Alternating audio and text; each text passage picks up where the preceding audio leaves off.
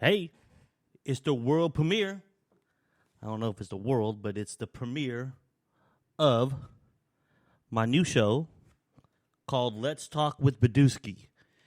And now this show's a little different than the OST. You know, we just not going to talk about sports. We just not going to talk about, what's happening in the sports. I mean, we still going to talk sports, but we're going to talk some different things. Give me 1 second here. I'm going to change this over. Here we go. So if you don't know, my name is Brian Bauske. That's why the show's called Let's Talk with Bauske. And what this show is, I used to do the OST show, the Opinionated Sports Talk show. I did it for almost 4 years. And I always felt like there was something more. I should be talking about something more. I should be talking about, there's things that I want to discuss, want to get off my chest. But I just, it was a sports talk show, so I never did. I got two computers running here. It's kind of crazy here. I just got to invite some people here on my Facebook here. Give me 1 second. I am live on Facebook. I do a podcast on Spreaker.com. Go to www.spreaker.com/Let's Talk with Bauske. Like I was saying, it's a whole new format, a whole new show. We just ain't going to talk about sports only. I will talk about sports. Like today I want to discuss, there'll be some topics that I want to discuss, and one of them is going to be women in equal pay in sports. I'm going to talk to you about, like I said, in the show is totally different. We just don't talk about one thing. So I'm also going to talk about the very flawed justice system that's out there. I'm going to talk about R. Kelly, what's going on with that dude, and my opinions on that. This is kind of like the OST, the Opinionated Sports Talk Show, but more opinionated Brian. You know what I'm saying? The opinionated Bauske. That's what I should have called the opinionated Bauske. But I'm going to talk about a lot of stuff that people are just not used to me talking about. Let me warn you guys in the beginning before, we get into this, because I know I'm going to say some things that offend people. If you know me, then don't worry about it. That's fine. You're going to respect it.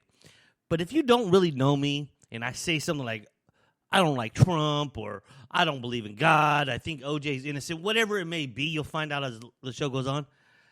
It's just my opinion. That's just what I think. It doesn't change who I am. I'm still a good person. I still live a good life. I still take care of my kids. It doesn't change. What baffles me sometimes is how people really get upset about when people really get upset when you don't agree with them, when you don't agree with their opinions. It's kind of weird, because that's what opinion is. Opinion is just an opinion.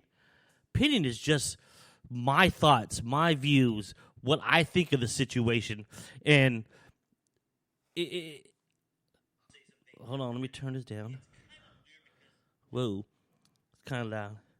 And I may say something that offends somebody, but it's just an opinion.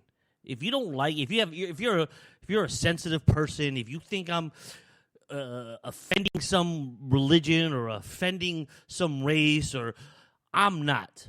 I'm just giving my opinion on the situation and what I think. So if you have a sensitive, if you're a sensitive person, or you don't like something I say, I'm just giving you fair warning, because this show is intended to let people know what I think about things, and I want to hear what you have to say on Facebook Live. You can hit me on the Facebook Live chat. Like I said, you can also find the podcast, www.spreaker.com/Let's Talk with Bauske. So, let's start with this subject. Like I said, I'm going to talk about Trump, why I didn't vote him, I'll tell you why I didn't vote for him. I'm going to talk about why do people lose their mind when you talk about religion. Like, you're not supposed to talk religion and politics, right? That's what they say. Don't talk religion and politics with friends, because people, you're not supposed to lose friends. Well, you know what? If I lose friends because of my opinions, they're not real friends, okay? That's what all I got to say about that. I'm also talking about R. Kelly. I'm going to talk about the flawed justice system. I'm going to talk about racism.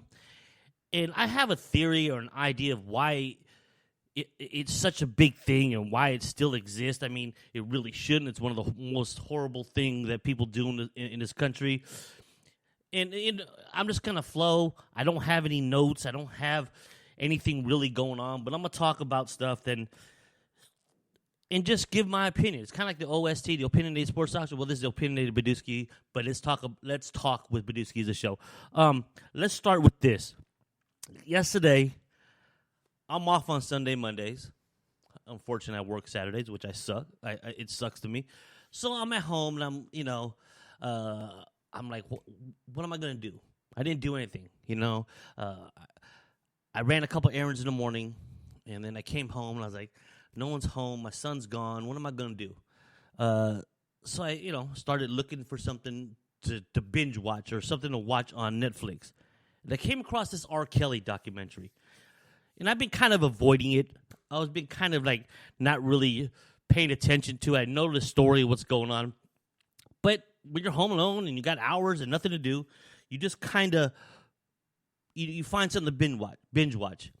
So I started watching this R. Kelly documentary. And it kind of things started turning in my head. Started thinking. I was like, damn, did he really do all this? What are the chances that all these women are lying? I'll tell you one person I think is full of crap. Well, I didn't swear too much on the OST, but this fucking show I will. I try to keep it clean on the OST, but here on Let's Talk with Bauske, I really don't give a shit. I was watching it. There's one girl that you guys know who she is, and I think she's full of shit, and that's Sparkle.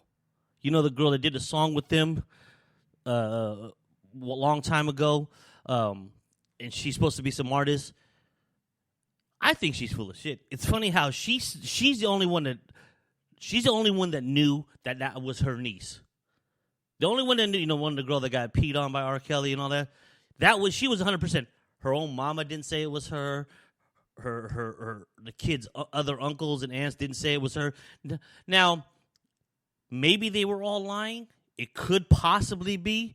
But I just found her stories more vengeful than anything when I was watching that R. Kelly show.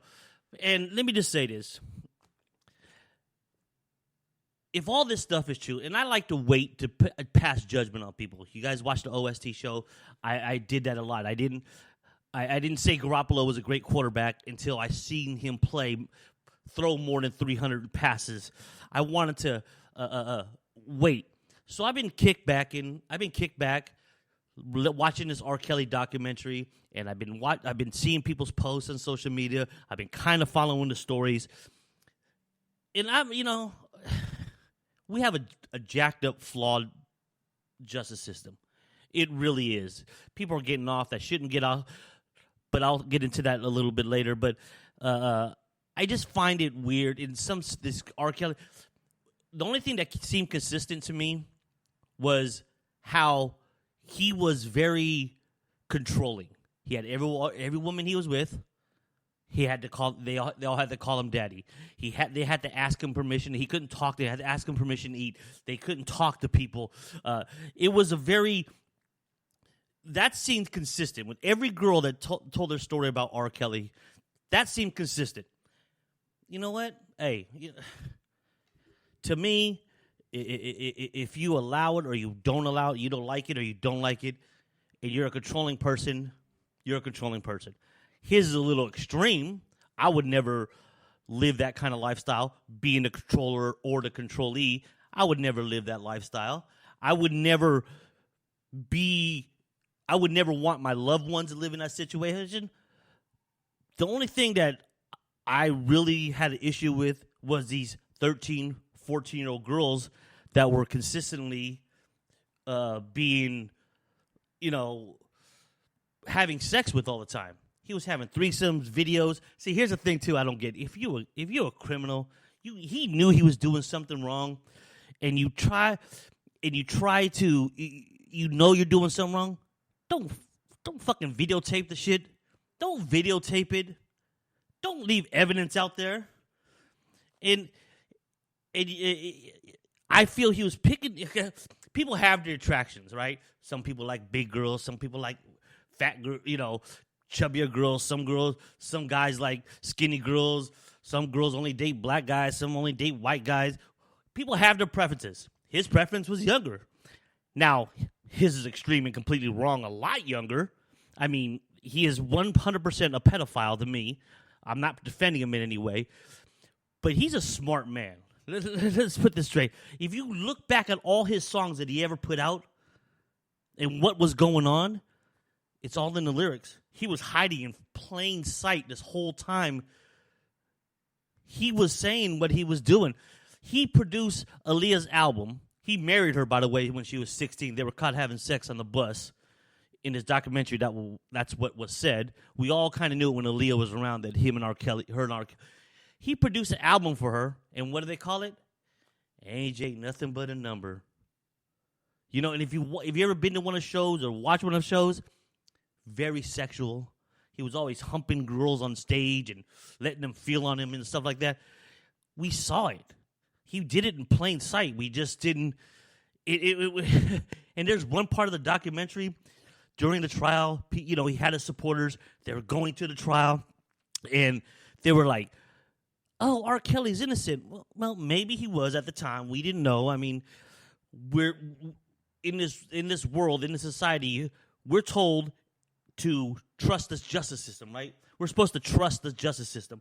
If someone is innocent until proven guilty, that's the way it is. But unfortunately, with media, social media, it never works out that way, right? It never works out that way. So people were saying he was innocent. And then right after the trial, some girl that he saw and talked to on his way to and from the trial, she starts dating him. Okay, let me just say this. That's one dumb broad, man. That's one. And all the girls that dated him after this, that knew about the history of the trial, that's like saying, Brian, you've been on trial for murder. You've been on trial for murder. You were acquitted, proven innocent, whatever the case may be. But you're going to walk down a dark alley with me? You're going to let me hold a gun? You're going to let me hold that knife? You're going to turn your back on me while I hold the knife? It didn't make sense to me. And there was one couple who they still haven't found their daughter, haven't seen her in like 3 years, they said. They let her go with him when she was 17 years old.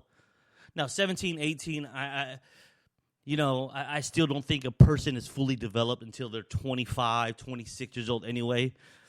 I don't see much different in a mindset of someone that's 17 and 18, 17 and 19. Their mind is not developed. Their body's not developed. I don't see much of a difference. I don't know why the law says, an adult that's 18 years old. Doesn't really need that. But they let their daughter go. But they're like, okay, someone's got to be with her all the time. They sent her sister with her. They had uncles. They had all. And then R. Kelly calls them and said, look, we're going to go on tour. So he says, I'm going to have a guardian. They signed a legal document saying, okay, go ahead. Then she turns 18, so that's all null and void.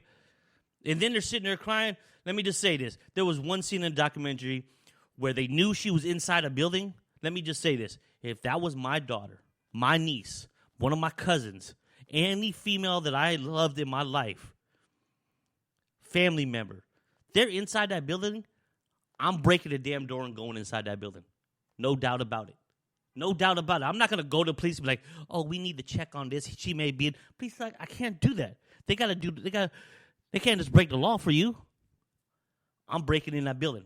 I'm going in that building and getting my daughter, my cousin, my nieces, my great nieces, whatever. That dude, the father, that dude kind of tripped me out about that. It's like, and he liked younger girls. That was his preference, right? But later on after the trial, he got a little smarter. He was messing with them when they were 17. Then they turned 18. So there was nothing that could really, They didn't know for sure if he had sex with them when they was 17. And like I said, 17, 18, what's really the difference? 12 months? Come on. I mean, a mind is not developed in 1 year more than it was 12